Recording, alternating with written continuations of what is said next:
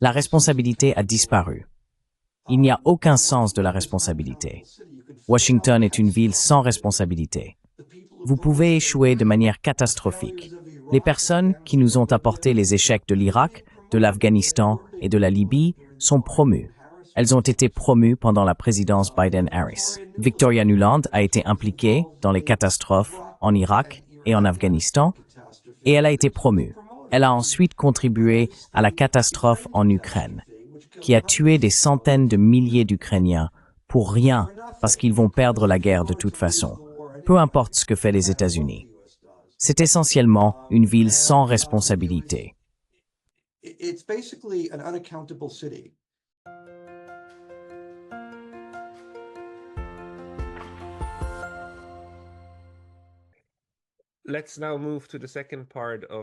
Passons maintenant à la deuxième partie de cette discussion sur cette nouvelle raison d'exister pour l'OTAN, pour les néoconservateurs eux-mêmes, à savoir les interventions humanitaires. C'est comme déguiser la guerre en habit de paix et apporter la paix. Jens Stoltenberg nous a donné cette phrase il y a 2 ans. Les armes sont en fait le chemin vers la paix. Votre livre que vous avez écrit, ce merveilleux ouvrage, sur d'abord ne pas nuire, intervention humanitaire et destruction de la Yougoslavie, retrace cela jusqu'aux guerres yougoslaves des années 1990. Et la Yougoslavie me fascine énormément parce que c'était un État non aligné. Ce n'était pas un adversaire principal des États-Unis, mais l'une des choses à propos de la neutralité que j'étudie est que les neutres sont toujours une cible secondaire de belligérance, parce qu'ils ne font pas non plus ce que vous voulez qu'ils fassent. Y avait-il une politique ou quelque chose aux États-Unis qui a aidé la guerre en Yougoslavie, aidé la guerre, je veux dire, à la mener là où elle est allée?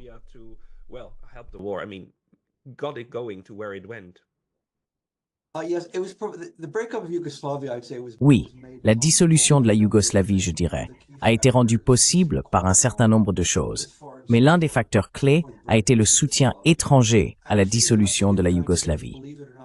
En fait, ce n'est pas le début des États-Unis. Croyez-le ou non, brièvement, l'Allemagne a joué le rôle clé et des responsables allemands ont parlé en privé à la Slovénie et à la Croatie. La Yougoslavie était une fédération très lâche, essentiellement une confédération, et ses disparités régionales. La Croatie et la Slovénie étaient les républiques les plus riches, et elles voulaient se séparer, je dirais principalement parce qu'elles ne voulaient pas subventionner les républiques plus pauvres. Je devrais ajouter dans le contexte qu'il y avait aussi le néolibéralisme. Elles ont traversé une crise de la dette énorme et terrible, et une austérité imposée par le FMI dans les années 1980. Une chose que nous savons sur les conflits ethniques et la politique dysfonctionnelle, c'est qu'ils se produisent souvent dans le contexte d'une crise économique.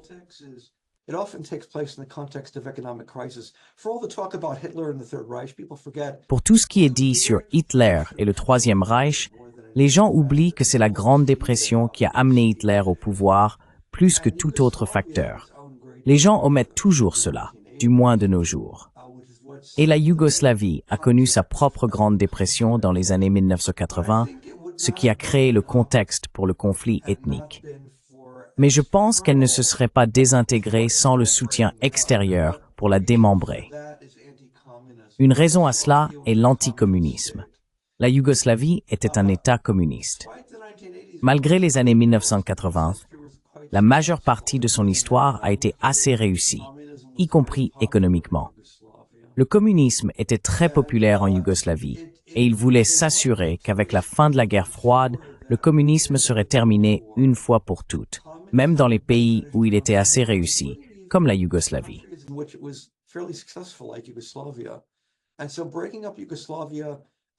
Et donc, la dislocation de la Yougoslavie, cela était très présent dans la presse allemande, était discuté comme l'un des objectifs pour mettre fin au communisme une fois pour toutes. La dislocation de la Yougoslavie faisait partie de cet agenda. L'Allemagne a joué un rôle clé, brièvement, et je dois dire brièvement, les États-Unis étaient distraits, mais les États-Unis ont rapidement pris en charge la situation. Je pense que les États-Unis considéraient initialement la Yougoslavie comme un problème européen paroissial.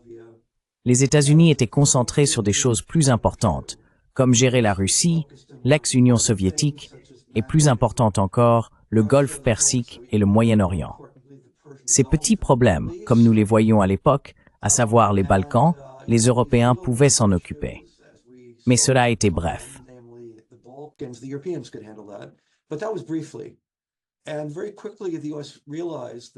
Et très rapidement, les États-Unis ont réalisé qu'ils pouvaient utiliser, il y avait deux agendas concurrents ici.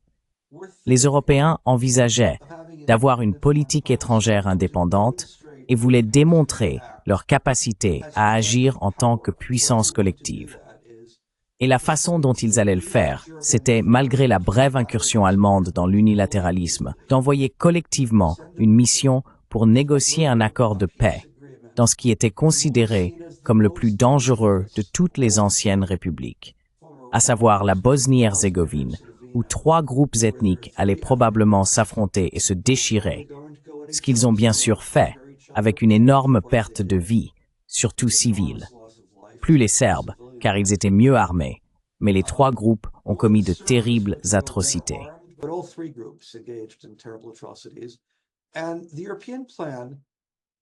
Et le plan européen était, en 1992, de proposer un plan de paix qui réglerait le conflit avant que la guerre ne commence. La Yougoslavie s'était déjà disloquée, mais maintenant, la Bosnie-Herzégovine était menacée de désintégration violente. Et l'idée était de prévenir la violence et de proposer un plan de décentralisation de la Bosnie selon des lignes ethniques pour satisfaire les trois groupes ethniques, afin de s'assurer que les trois groupes ethniques ne se sentent pas menacés les uns par les autres.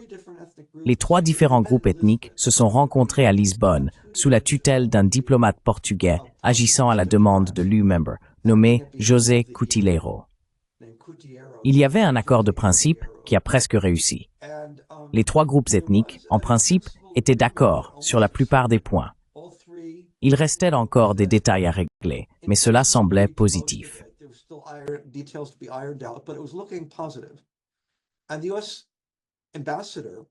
Et l'ambassadeur des États-Unis a contacté les dirigeants croates et musulmans et a dit, en substance, « Vous n'êtes pas obligés de signer cela si vous ne le souhaitez pas.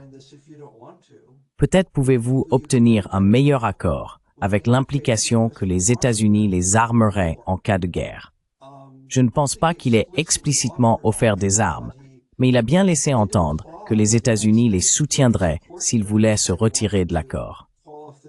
Et l'accord s'est effondré juste après cela. Ensuite, une guerre acharnée de 2 ans et demi a commencé, avec environ 100 000 morts, un grand nombre de civils, des villes détruites et des vies ruinées. Encore une fois, plus du côté serbe, parce qu'ils avaient plus d'armes, mais des trois côtés dans une certaine mesure. Tout au long du processus, l'UME et aussi les Nations Unies ont envoyé des négociateurs. La figure clé ici était David Owen, l'ancien ministre des Affaires étrangères de Grande-Bretagne.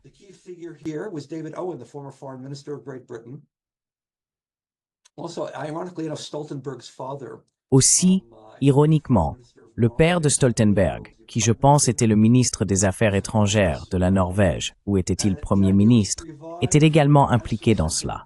L'idée était de raviver ce qui en essence avait été convenu à Lisbonne et de régler à nouveau la guerre sur plus ou moins la même base. David Owen a dit dans ses mémoires que le principal obstacle, la principale chose qui nous empêchait d'obtenir un accord, était que les États-Unis refusaient de coopérer. Je pense que c'était l'idée néoconservatrice ici, que les États-Unis régleraient cela par la force militaire. Ils impliqueraient l'OTAN, donc l'OTAN aurait une justification. Elle n'en avait pas, mais maintenant elle en aurait une. Elle gagnerait une guerre et vaincrait le nettoyage ethnique.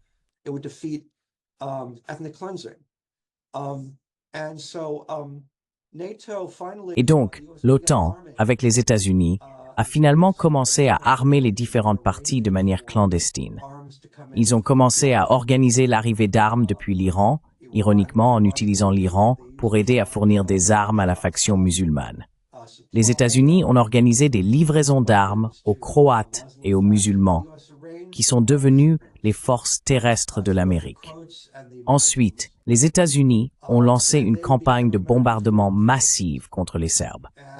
La combinaison de la campagne de bombardement de l'OTAN et du soutien américain aux forces terrestres a établi quelque chose comme une victoire militaire. Puis les États-Unis ont entamé des négociations de paix à la base aérienne de Dayton, dans l'Ohio.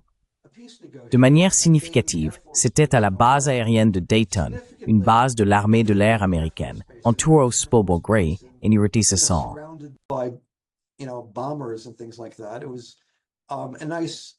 C'était un beau symbole de la puissance militaire américaine, ce qui était l'idée principale, montrer la puissance militaire américaine ici. Et puis ils ont conclu un accord remarquablement similaire à ce que les Européens proposaient depuis 2 ans et demi et que les États-Unis avaient rejeté.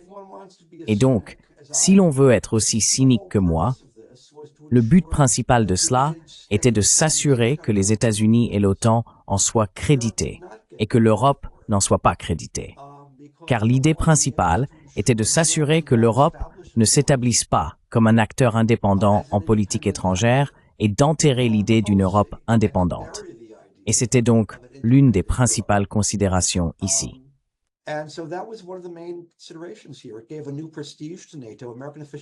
Cela a donné un nouveau prestige à l'OTAN. Des responsables américains et des mémoires ont déclaré que c'était la victoire en Bosnie qui avait donné tant de crédibilité à l'OTAN que nous pouvions commencer à envisager une politique avancée d'expansion de l'OTAN en Europe de l'Est, ce qui était le véritable agenda. Et donc cela a résolu plusieurs problèmes. Premièrement, cela a donné une nouvelle justification à l'OTAN. Deuxièmement, cela a justifié l'expansion de l'OTAN en Europe de l'Est. Et troisièmement, et c'est crucial, cela a donné une nouvelle justification aux dépenses militaires. Vous voyez, l'attente était qu'à mesure que les pays s'étendent et deviennent membres de l'OTAN, la Pologne, la République tchèque et la Hongrie ont toutes rejoint en 1989, je crois, suivis par d'autres pays.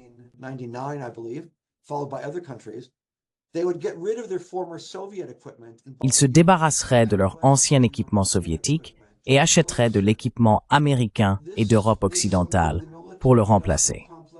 C'était quelque chose que le complexe militaro-industriel avait toujours voulu et pour lequel il avait fait pression. Certains des principaux partisans de l'expansion de l'OTAN étaient des entrepreneurs militaires parce qu'ils voulaient ces contrats. La victoire de l'OTAN et la victoire des États-Unis en Bosnie ont résolu plusieurs problèmes, bien qu'à un coût très élevé, car 100 000 personnes sont mortes alors qu'elles n'auraient pas dû mourir. L'idée était de dénigrer les négociations comme des signes de faiblesse. Vous ne faites des négociations qu'après avoir obtenu une victoire militaire, comme un moyen de couronner la victoire militaire.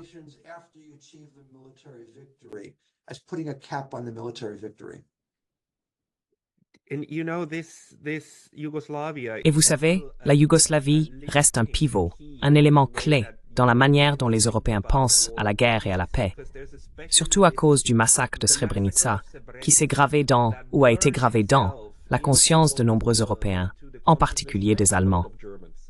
Même aujourd'hui, il est utilisé comme point de référence. Srebrenica s'est produit en 1995, n'est-ce pas? C'était un massacre terrible, avec des milliers de personnes mourant aux mains de l'armée serbe. 8 000, je pense, est le nombre. 8 000, pas 10 000. Ils étaient principalement des hommes en âge de servir dans l'armée, mais ils ont été désarmés et ils ont été exécutés, oui. Ils ont été désarmés, ils ont été confinés, puis ils ont été exécutés sur une période de 3 jours. C'était évidemment un incident horrible. Mais beaucoup d'Allemands aujourd'hui continuent de dire « plus jamais Srebrenica ». Nous ne permettrons jamais que notre amour pour la paix et la négociation l'emporte sur un objectif militaire qui est de sauver des vies par une intervention humanitaire. Maintenant, cela justifie beaucoup de choses. Un historien allemand m'a crié dessus quand j'ai dit que nous ne devrions pas armer les Ukrainiens avec plus d'armes, parce qu'il a dit « vous allez justifier un autre Srebrenica ». Donc c'est psychologiquement très important. Pouvez-vous en parler un peu? Srebrenica. So this is psychologically very important. Can you speak to that a bit?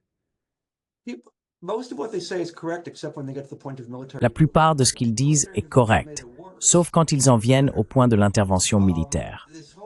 L'intervention militaire a empiré la situation. Elle ne l'a pas améliorée.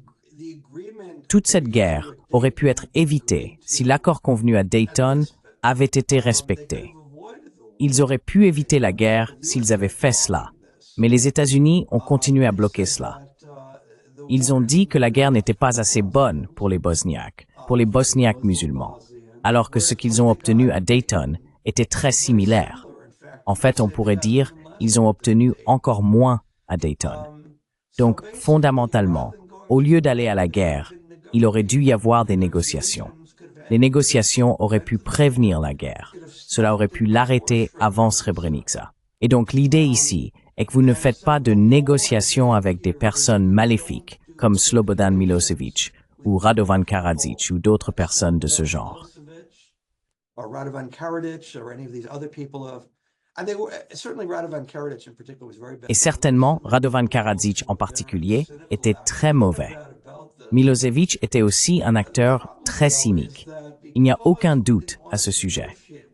Le problème cependant est que parce que nous ne voulions pas négocier avec eux pendant des années et que nous ne l'avons fait qu'après une victoire militaire, 100 000 personnes ont dû mourir, dont 8 000 à Srebrenica. Il aurait été préférable de négocier plus tôt et de prévenir cela plutôt que de l'avoir permis. Et donc je pense que ce que la Yougoslavie a fait, et Srebrenica en particulier, c'est d'ancrer la gauche politique comme anti-interventionniste pendant la guerre froide. Il y avait une division très nette. Je me souviens très bien de cela en grandissant, en allant à l'université. L'anti-interventionnisme, l'anti-militarisme, c'était la gauche qui avait ce point de vue, et la droite était l'opposé.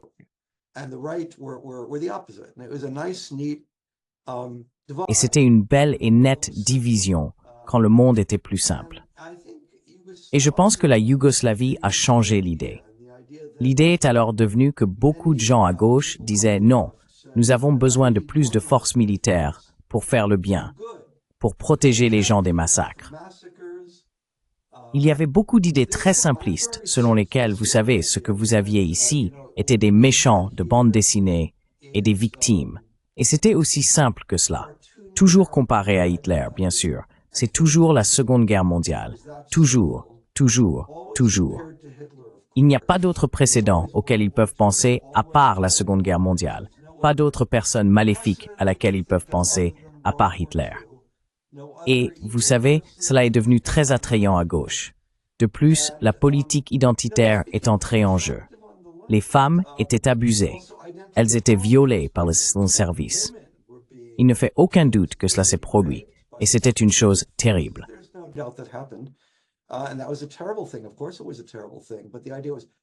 Bien sûr, c'était une chose terrible. Mais l'idée était d'utiliser la force militaire pour empêcher cela. Plus tard, ils ajouteraient les droits des homosexuels.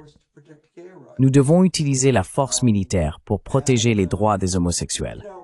Et vous savez, la force militaire est un moyen terrible de protéger les femmes, les homosexuels et toute autre personne, y compris les enfants.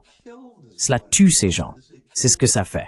Cela a tué 100 000 personnes en Bosnie-Herzégovine.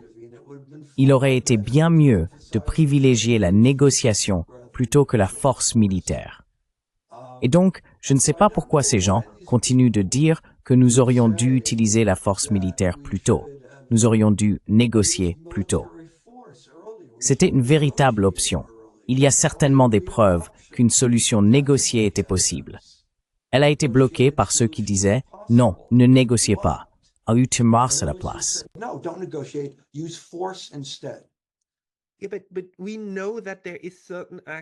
Mais nous savons qu'il y a certains acteurs qui n'ont aucun scrupule moral à négocier. Ils mentent, des mensonges flagrants, au nom de la mise en œuvre d'idéaux humanitaires.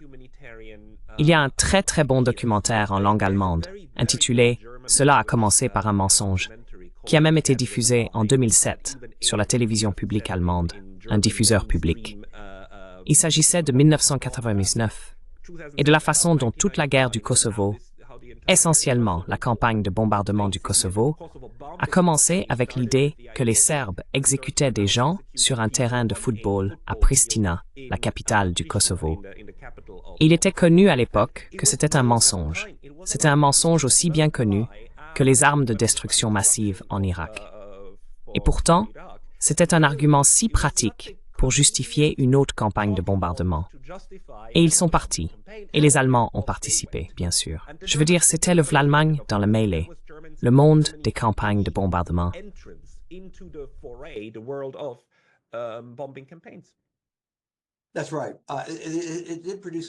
C'est exact. Cela a provoqué un changement radical en Allemagne, plus que partout ailleurs. Et le Parti vert, et les gens oublient cela, le Parti vert est issu de l'écologisme et d'un certain pacifisme. Ils sont devenus anti-pacifistes. Ils sont devenus l'un des partis les plus belliqueux d'Europe, ce qu'ils sont aujourd'hui. Et ce sont les guerres en Yougoslavie qui les ont changés. Et je pense que toute l'idée de l'intervention humanitaire a été extrêmement efficace. C'était, en effet, l'arme secrète des néoconservateurs. Et cela a converti la gauche des deux côtés de l'Atlantique à être pro-guerre pour la plupart. Je suis très frappé par cela. Comment, après 1990, l'anti-guerre a de plus en plus basculé vers la droite.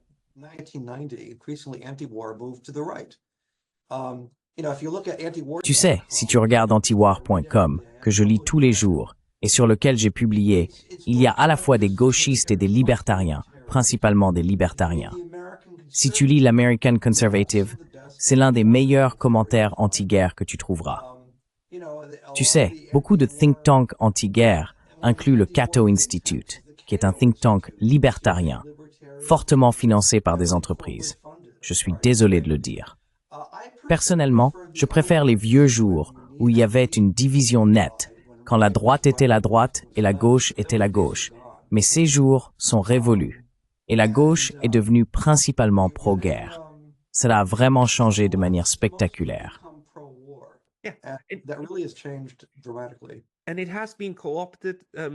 Et cela a été récupéré intellectuellement.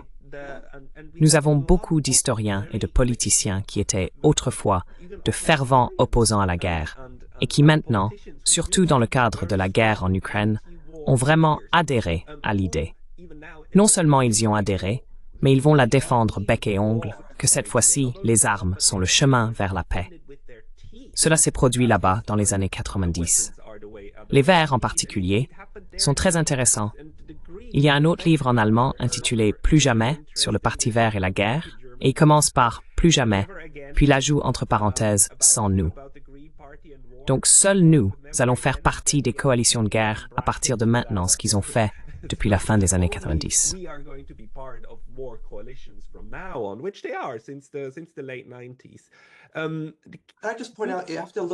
Je tiens simplement à souligner qu'il faut regarder les faits. En d'autres termes, les gens qui disent ces phrases fleuries, comme ce que vous venez de dire. Il faut regarder les faits ici. En Yougoslavie, les faits montrent que la guerre, plutôt que la négociation, a conduit à 100 000 morts en Bosnie, y compris le massacre de Srebrenica. Le Kosovo était une guerre de faible intensité. Seulement 2000 personnes étaient mortes des deux côtés jusqu'au bombardement de l'OTAN. Et le bombardement de l'OTAN a considérablement élargi, énormément élargi l'échelle des atrocités et des morts. Cela n'avait pas à se passer ainsi. Cela aussi aurait pu être négocié pour mettre fin à la guerre sans bombardement. Mais ils ont choisi de ne pas le faire. Vous avez eu la Seconde Guerre du Golfe. C'était une guerre humanitaire pour libérer le peuple irakien de la dictature de Saddam Hussein. Nous connaissons tous celle-là. Peut-être a-t-elle tué jusqu'à 1 million d'Irakiens qui n'avaient pas besoin de mourir.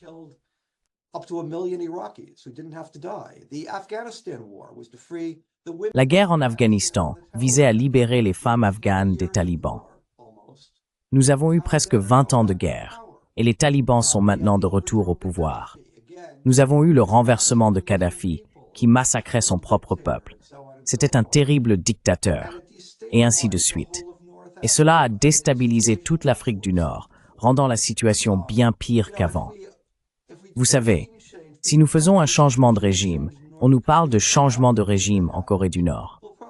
Si, Dieu nous en préserve, cela se produit, nous aurons probablement la plus grande catastrophe humanitaire depuis 1945, mais elle sera justifiée en termes humanitaires. Et donc la rhétorique et les faits ne pourraient pas être plus éloignés. Vous avez cette rhétorique humanitaire altruiste et un bilan d'action qui est l'opposé de l'altruisme. C'est catastrophique du point de vue des droits de l'homme. It's catastrophic from the standpoint of human rights. How do you explain to yourself, and I know you're a historian. Comment vous expliquez-vous, et je sais que vous êtes historien, pas psychologue, mais comment vous expliquez-vous que même avec un bilan aussi clair, vraiment clair, et surtout aussi en ce qui concerne les mensonges pour justifier les guerres, et nous pouvons remonter au golfe du Tonkin, aux guerres de Yougoslavie, à la guerre en Irak, et aux millions de personnes en Afghanistan. Comment vous expliquez-vous que cela ne change toujours pas au moins l'état d'esprit de la gauche classique? Vous savez, ceux qui sont passés du pacifisme au militarisme. Pourquoi y restent-ils encore? Qu'est-ce qui les retient? Why do they still stick there? What is it that keeps him? I don't have a good explanation, but I do know. Vous savez, je n'ai pas de bonne explication, mais je sais juste le fait, à savoir que c'est une ère sans responsabilité. La responsabilité a disparu. Il n'y a aucun sens de la responsabilité. Washington est une ville sans responsabilité. Vous pouvez échouer de manière catastrophique. Les personnes qui nous ont apporté les échecs de l'Irak, de l'Afghanistan, de la Libye, elles sont promues ou elles ont été promues pendant la présidence Biden-Harris. Vous savez, Victoria Nuland, elle a été impliquée dans les catastrophes de l'Irak et de l'Afghanistan, et elle a été promue. Elle a ensuite produit la catastrophe en Ukraine, qui a tué des centaines de milliers d'Ukrainiens pour rien, car ils vont perdre la guerre de toute façon, peu importe ce que fait les États-Unis. Et c'est essentiellement une ville sans responsabilité, Washington. Et la gauche est devenue irresponsable aussi. Ils ont adhéré à cette irresponsabilité. And the left has become unaccountable too. They bought into this unaccountability. I do note a culture change here. Je note un changement de culture ici. Après le Vietnam, il y avait de la responsabilité. Les hommes qui nous ont amené la guerre, et c'étaient tous des hommes à l'époque, ont été discrédités et leurs carrières ont été endommagées ou détruites, et à juste titre. Beaucoup d'entre eux se sont excusés publiquement et ont exprimé de profonds regrets. Robert McNamara, par exemple, l'ancien secrétaire à la Défense, a exprimé publiquement de grands regrets. Le secrétaire d'État, Dean Rusk, n'a pas pu trouver de travail après avoir quitté le département d'État. Personne ne voulait l'embaucher. Et donc, il y avait de la responsabilité à l'époque. Mais quelque chose dans la culture a changé. Nous n'apprenons jamais des échecs passés, et nous ne tenons jamais les gens responsables de ces échecs. Et c'est tout aussi vrai à gauche que dans l'establishment. Pourquoi c'est ainsi? Il faudrait demander à un psychologue de l'expliquer. You'll have to get a psychologist to explain that. But that is the crux, and not just on a psychological level. Mais c'est là le nœud du problème, et pas seulement sur un plan psychologique. Car le fait est que nous avons un système qui produit de la violence et se maintient en vie. Maintenant, si le système s'auto-corrigeait et que la violence diminuait grâce à la responsabilité, alors nous n'aurions pas le système violent que nous avons. Mais si nous avons un système qui produit de la violence et que même les échecs sont excusés, vous le maintenez perpétuellement en vie, n'est-ce pas? Alors qu'est-ce qui le rend possible? Est-ce le complexe militaro-industriel qui accueille ensuite ces personnes, leur donne des emplois et s'assure qu'elles vont bien? Est-ce aussi le fait que peut-être les États-Unis n'ont jamais vraiment perdu une guerre, du moins pas les États-Unis? La seule partie de l'Amérique du Nord qui a vraiment perdu une guerre est la Confédération, n'est-ce pas? Le reste n'a jamais vraiment perdu, comme le Sud-Vietnam a perdu la guerre du Vietnam, n'est-ce pas? That South Vietnam lost the Vietnam War, right? C'est exact, oui. Well, I suppose that's true. Nevertheless, we don't Eh bien, know if je suppose que c'est vrai. Néanmoins, il est un fait qu'après le Vietnam, nous avons tiré des leçons de nos erreurs, du moins pendant quelques années, et nous les avons corrigées jusqu'à un certain point. Comme je l'ai dit, il y a eu un discrédit des personnes qui ont manifestement échoué. Il y a tout un livre écrit à ce sujet, The Best and the Brightest, par David Halberstam. Il s'agissait du fait que ces personnes très brillantes avaient échoué de manière catastrophique. C'était la perspective de base que tout le monde semblait accepter. Alors que maintenant, personne ne le fait. Je vais juste vous montrer à quoi ressemblait la responsabilité. Je vais vous donner un exemple. What would accountability look like? I'll give you one example.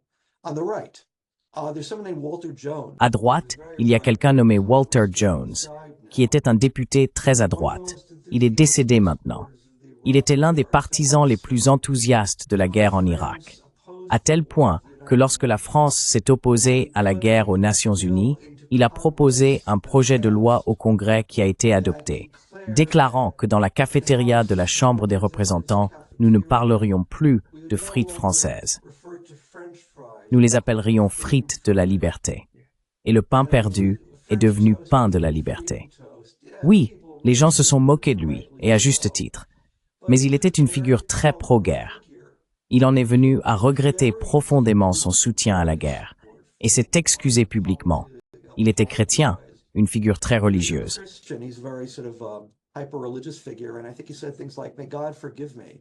Et je pense qu'il a dit des choses comme « Que Dieu me pardonne d'avoir soutenu cette guerre ».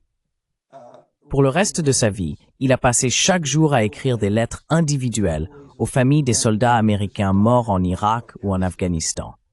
À tous égards, il faisait presque pénitence pour avoir soutenu la guerre. Encore une fois, je ne partage pas ses vues religieuses ni sa politique, mais j'apprécie la responsabilité. Il était responsable et c'est à cela que ressemble la responsabilité. Il est pratiquement le seul à avoir fait cela. Et je m'émerveille du fait qu'il n'y ait eu presque aucune responsabilité après l'échec.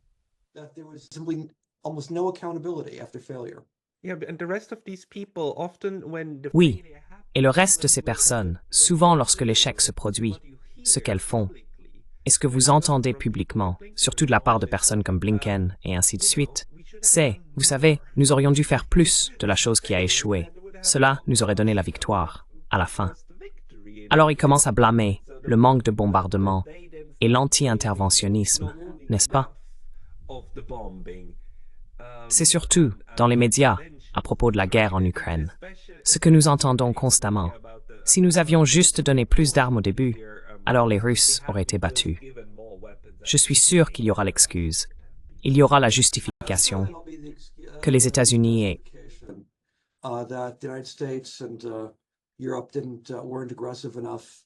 L'Europe n'a pas été assez agressive dès le départ, et si nous l'avions fait, tout se serait bien passé. Les gens disaient la même chose à propos du Vietnam. Je veux dire, c'est toujours vrai dans les guerres. C'est comme la théorie du coup de poignard dans le dos. Ils étaient des lâches qui nous ont poignardés dans le dos. Je ne sais pas quoi dire à ce sujet, sauf que la principale leçon que nous devrions tirer de la guerre en Ukraine est que tout cela aurait pu être réglé par la diplomatie. Et la Russie a proposé de le régler par la diplomatie. Et les États-Unis ont tout simplement rejeté cela. Ceux qui ont payé le prix pour cela ont été les Ukrainiens. Je pense qu'un moment viendra où les Ukrainiens ressentiront profondément comment ils ont été utilisés par les États-Unis. Même si ce moment n'est pas encore venu, je suis sûr qu'il viendra.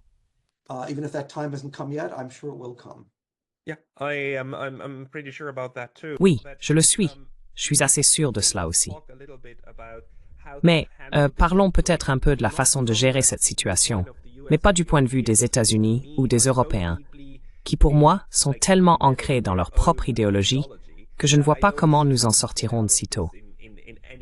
Dans un monde multipolaire, nous avons d'autres acteurs.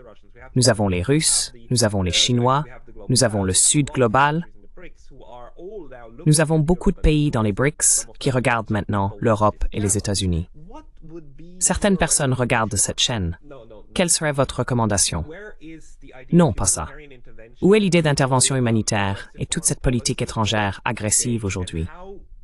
Et comment les autres acteurs de la scène internationale devraient-ils gérer le fait qu'il y a une telle politique étrangère idéologique, pro-interventionniste, parmi l'un des grands acteurs? Je vois l'émergence des BRICS comme un développement très positif au niveau international.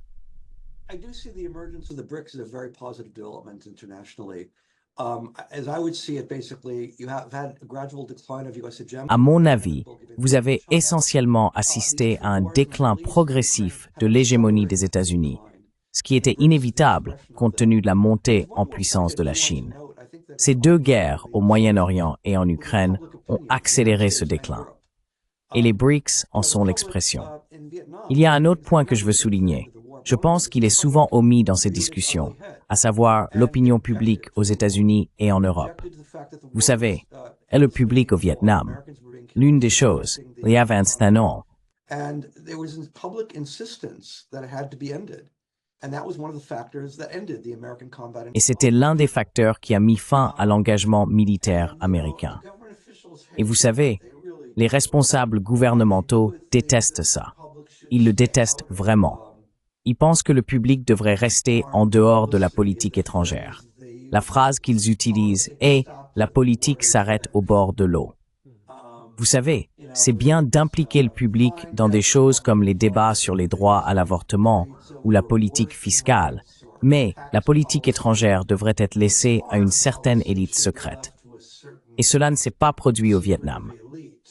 Je soupçonne que maintenant sera un autre moment où le public va montrer son vilain visage. De manière générale, je pense que le public américain et le public européen ne sont pas très enthousiastes à l'idée de la guerre, parce que je pense qu'il y a une reconnaissance instinctive d'un compromis entre les armes et le beurre. Instinctive recognition of a trade-off between guns and butter. The more you spend on guns, the less you spend on butter. Plus vous dépensez pour les armes, moins vous dépensez pour le beurre. En Ukraine, cela a été dramatique car les sanctions utilisées ont probablement causé plus de dommages aux économies des États-Unis et surtout de l'Europe, en particulier l'Allemagne, qu'à la Russie. Et donc des prix énormes ont été payés en termes de niveau de vie et seront payés à l'avenir par le public des États-Unis et de l'Europe. Et vous savez, l'Allemagne est en train de se désindustrialiser à cause de cela. C'est assez remarquable de voir à quel point ils supportent cette politique qui leur fait tant de mal. Et je me demande combien de temps le public va tolérer cela. Je veux dire, les responsables gouvernementaux, les dirigeants de toute l'Europe, ont certains des taux de popularité les plus bas jamais vus. Scholz, je pense, est en dessous de 20%, si je ne me trompe pas. Schultz, I think, is under 20%, if I'm not mistaken. Macron is under 20%. Macron est à moins de 20%. Keir Starmer vient de commencer et il est profondément impopulaire. Trudeau a dû démissionner. Donc je pense qu'il y a une énorme crise de confiance. Au Vietnam, on appelait cela le fossé de crédibilité. Et je pense que nous avons maintenant un fossé de crédibilité ici, non seulement entre le public et la direction, pas seulement les dirigeants nominaux, mais aussi les établissements de politique étrangère des deux côtés de l'Atlantique. Et je pense que vous pourriez de plus en plus avoir une révolte par l'intervention. Du moins, je ne crois pas aux vœux pieux. J'ai un peu abandonné cela. Ça ne vaut pas le temps. Peut-être que je me livre à des vœux pieux, ici. Je ne sais pas. Mais je peux voir cela comme un scénario plausible, où le public refuse simplement d'accepter ce genre de guerre permanente qui est l'Azkeeling.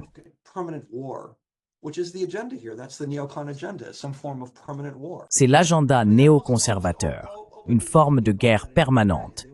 Je veux dire, ils en parlent presque ouvertement en Ukraine. Ils veulent un cessez-le-feu temporaire qui permet à l'Ukraine de se réarmer et de se rééquiper, et ils continueront à confronter la Russie presque indéfiniment.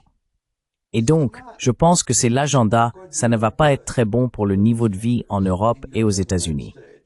Et vous savez, les gens se plaignent, à juste titre, de la montée de l'AfD en Allemagne, qui n'est pas un parti très recommandable. Et je n'anticipe certainement pas sa montée avec plaisir. Mais il monte en partie à cause de la guerre en Ukraine et des dommages que l'Ukraine a causés au tissu social de l'Allemagne. Et si l'establishment allemand n'aime pas l'AfD, et il ne devrait pas l'aimer, il devrait reconnaître que leur politique alimente ce parti. Ils le rendent possible.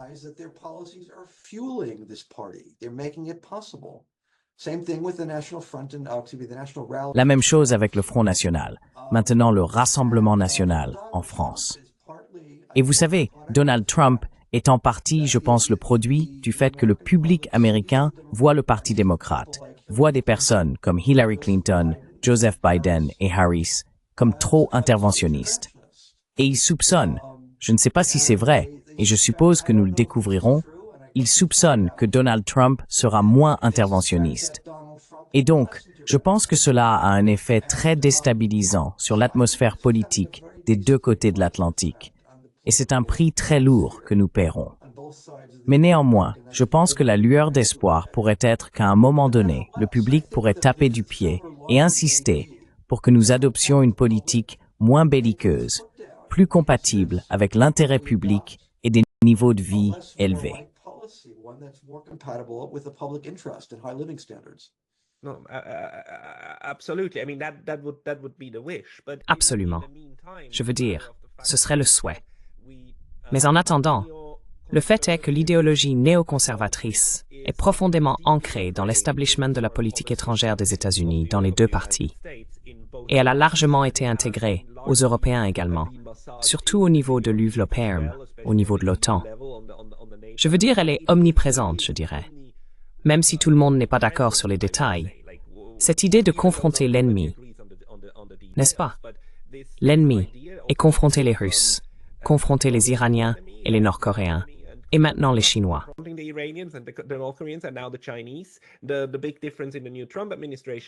La grande différence dans la nouvelle administration Trump est que les néoconservateurs anti-russes ont été remplacés par des néoconservateurs anti-chinois.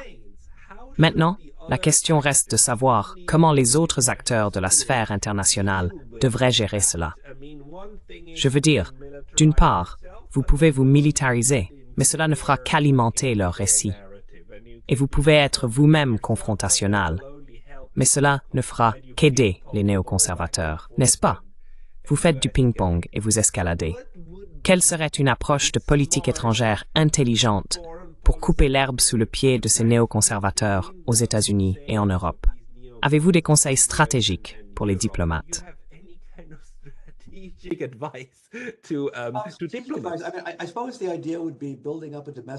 Je suppose que l'idée serait de construire une base domestique qui conteste cela, car il me semble que les grands partis dans les principaux pays d'Europe sont...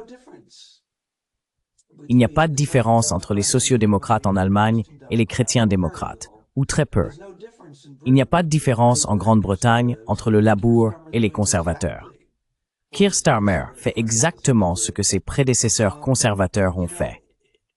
Vous savez, et donc je ne peux pas imaginer, en gros, si le Parti socialiste revient un jour au pouvoir en France, qu'il serait différent de ce que fait Macron, du moins à court terme. Et donc je ne vois pas vraiment les grands partis existants comme la solution. Je veux dire, en Allemagne, vous voyez Sarah Wagenknecht, qui prend une position anti-guerre plus traditionnellement de gauche.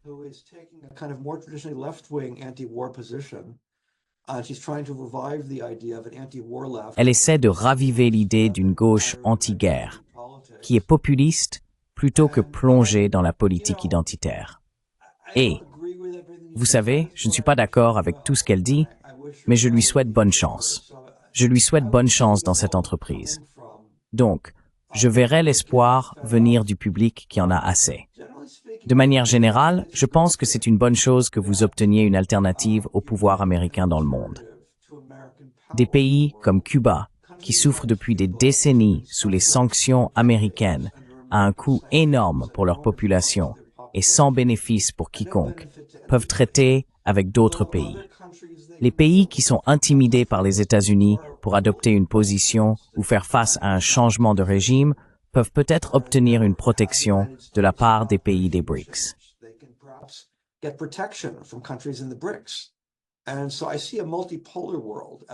Je vois donc un monde multipolaire comme un développement très positif, et c'est clairement vers cela que nous nous dirigeons à un niveau global.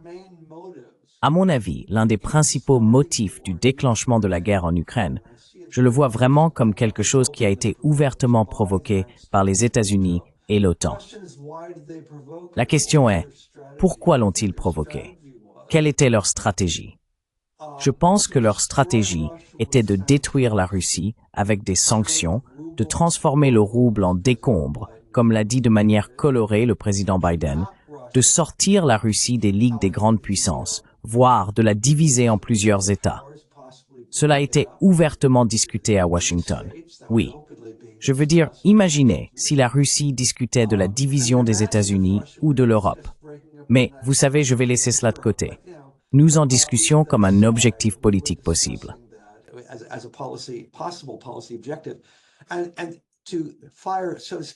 Et pour tirer, pour ainsi dire, un coup de semonce aux Chinois, que si vous nous confrontez, voici ce que nous pouvons vous faire. Et par la victoire, établir les États-Unis comme le seul pôle de pouvoir vers lequel les pays doivent graviter et l'effet de bandwagon dans les relations internationales. Les gens se rallient aux vainqueurs. Si les États-Unis pouvaient gagner la guerre, et nous nous attendons pleinement à le faire par des sanctions, les pays se rallieraient à nous et il n'y aurait pas d'autres prétendants en ville. Les Chinois devraient accepter un statut secondaire dans le monde. La Russie deviendrait un État vassal des États-Unis, ce que nous voulions qu'elle soit, et tout irait bien. Évidemment, la politique de faire cela s'est effondrée et a, pour ainsi dire, explosé à notre visage.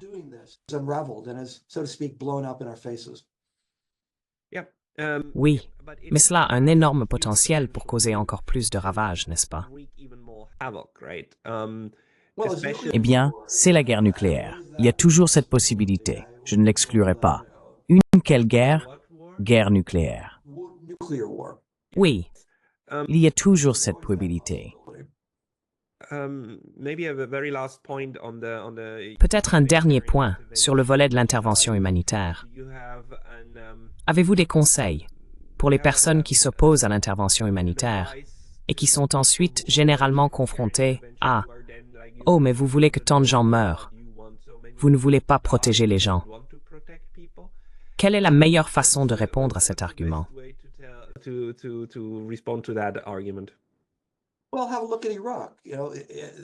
Eh bien, regardez l'Irak. Cet argument a été avancé. Soutenez-vous Saddam Hussein. Pourquoi vous opposez-vous au renversement de Saddam Hussein? Voulez-vous qu'il torture des gens à mort? Voulez-vous qu'il torture des enfants devant leurs parents, comme il l'a fait? Voulez-vous qu'il utilise du gaz toxique? Est-ce que vous dites? Eh bien, nous l'avons renversé, et encore plus de gens sont morts en conséquence. Le résultat a été pire d'un point de vue humanitaire, évidemment pire. Et nous avons également gaspillé des milliers de milliards de dollars qui auraient pu. Imaginez quel merveilleux projet humanitaire nous aurions pu réaliser avec combien c'était? 5 000 milliards de dollars, je crois, si je ne me trompe pas. 5 000 milliards de dollars, c'est plus que le produit intérieur brut de la Grande-Bretagne.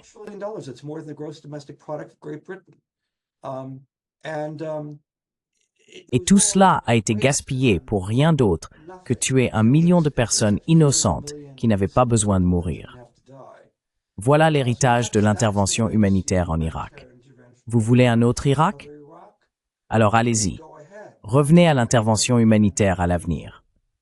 Vous voulez une autre Ukraine où des centaines de milliers d'Ukrainiens sont morts et perdront la guerre de toute façon? C'est l'héritage de l'intervention humanitaire. Les gens ont tendance à oublier que la guerre est une terrible façon de promouvoir les droits de l'homme. En fin de compte, lorsque vous avez une crise humanitaire, la chose la plus importante est de ne pas l'aggraver. Souvent, vous ne pouvez pas l'améliorer. Ce que vous devez retenir, c'est le conseil médical. D'abord, ne pas nuire.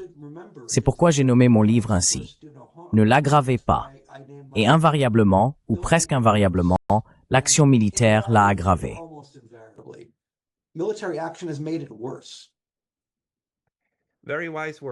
Des mots très sages. Professeur David Gibbs, pour les personnes qui souhaitent en savoir plus sur vous, sur quelle plateforme publiez-vous? Publiez-vous régulièrement? Oui, c'est le cas. J'ai un site web. Je ne suis pas vraiment sur les réseaux sociaux et ce genre de choses, mais j'ai un site web où je mets mes publications. Il s'appelle dgibbs.faculty.arizona.edu.